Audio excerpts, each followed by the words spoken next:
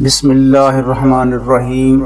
السلام علیکم ورحمۃ اللہ وبرکاتہ۔ عزیز دوستو، آج میں آپ کو سورہ انعام کی فضیلت کے بارے میں بتاؤں گا۔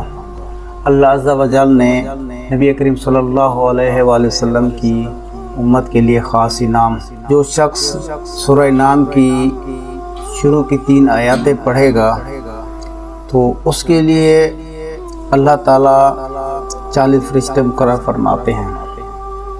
وہ 40 فرشتے قیامت تک عبادت کریں گے، سارا کا سارا ثواب پڑھنے والے کے نام اعمال میں لکھا جائے گا۔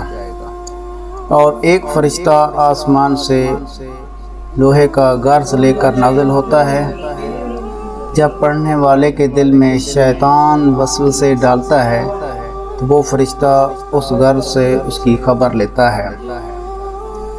70 پردے بیچ میں حائل ہو جاتے ہیں۔